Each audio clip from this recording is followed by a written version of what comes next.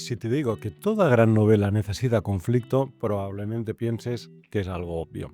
Pero lo cierto es que no siempre los escritores logran integrar los conflictos de manera efectiva en sus historias.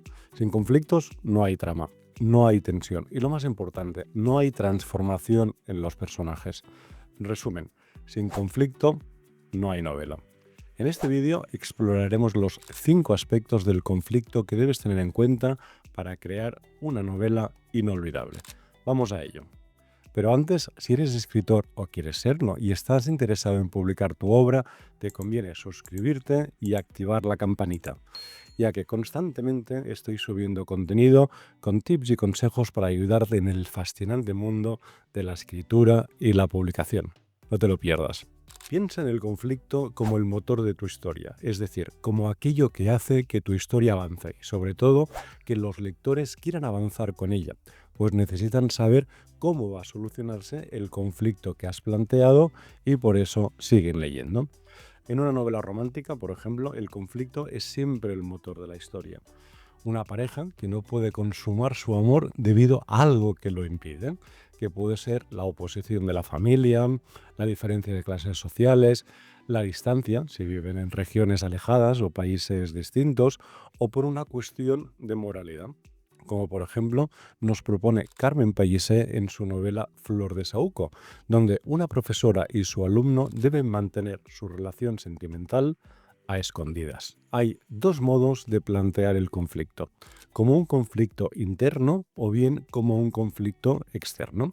El conflicto interno se da cuando el personaje lucha consigo mismo, enfrentando sus propios miedos, deseos o valores, y el conflicto externo aparece cuando la oposición viene de otros personajes, de su entorno más próximo o bien de la sociedad en su conjunto.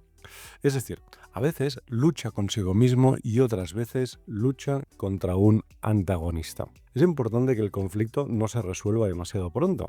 Si los personajes superan su reto principal a mitad de la historia, corres el riesgo de perder el interés del lector. Diseña pues los conflictos de forma que la tensión crezca progresivamente hasta alcanzar el clímax. El segundo aspecto a tener en cuenta es que el conflicto debe ser relevante y significativo para los personajes y para el tema central de tu novela. En este sentido, el conflicto debe tener consecuencias reales y afectar profundamente a los personajes, que les tiene que ir la vida en ello.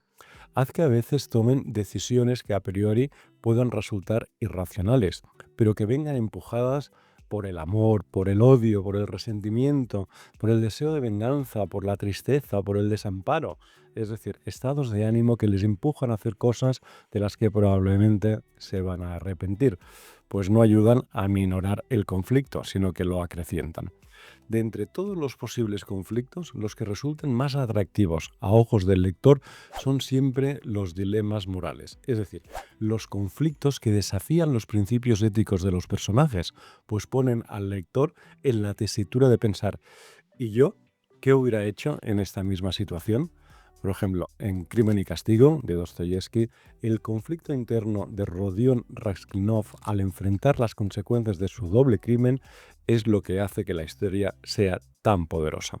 Si bien la trama principal es la que sustenta la novela y donde se produce el conflicto principal, conviene también añadir pequeños conflictos secundarios, pues nos permiten enriquecer la narrativa y nos ayudan a dar profundidad a la historia.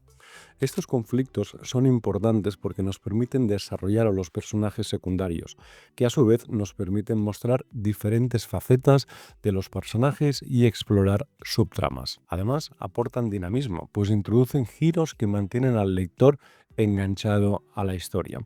Por último, los conflictos secundarios pueden ser un espejo o un contraste del conflicto principal, introduciendo la duda acerca de si se podría haber solucionado de otro modo, quizá más favorable. El cuarto aspecto clave es la resolución del conflicto, que es el momento culminante en el que los personajes toman las decisiones definitivas que cambian el curso de la historia. Para que sea efectiva, debe cumplir tres condiciones. Debe ser coherente. La resolución debe surgir de las acciones y decisiones de los personajes, no de casualidades. debe reflejar la transformación. Los personajes deben cambiar como resultado de los conflictos que enfrentaron y debe estar alineada con el tema. La resolución debe reforzar el mensaje principal de la novela. Un ejemplo claro es Matar a un ruiseñor, de Harper Lee, donde Scout y Atticus Finch enfrentan y comprenden las injusticias sociales, cambiando su percepción del mundo. La transformación también debe parecer algo natural. Si un personaje cambia radicalmente sin una progresión clara, la resolución puede parecer forzada o poco plausible. Y no hay nada peor en una novela que algo no resulte realista. Por último, pero no menos importante, el conflicto también es una herramienta poderosa para conectar emocionalmente con el lector. Esto se logra a través de 3 grandes herramientas. La empatía, que nos permite diseñar conflictos que resuenen con las experiencias o emociones del lector. El suspense, que nos permite crear tensión para mantener el lector pegado a las páginas. Y las resoluciones satisfactorias, que no significa que la historia acabe bien, sino que el conflicto se resuelve de un modo que parece lógico y sobre todo justo. Para fortalecer esta conexión con el lector es importante mostrar las emociones de los personajes de manera vívida. Los lectores se involucran más cuando sienten el dolor, la alegría o la incertidumbre de los personajes. Por ejemplo, en La ladrona de libros, de Markus Zusak, los conflictos emocionales de los personajes durante la Segunda Guerra Mundial crean una conexión profunda con el lector. En resumen, el conflicto es el corazón de la novela. Como decíamos al principio, sin conflicto no hay novela. Diseñar conflictos fuertes, relevantes y emocionalmente resonantes no solo te permitirá escribir grandes historias, sino que también garantizará que tus personajes evolucionen, se transformen y conecten con los lectores. Y hasta aquí este repaso a las 5 cuestiones a tener en cuenta sobre cómo introducir el conflicto en tu novela.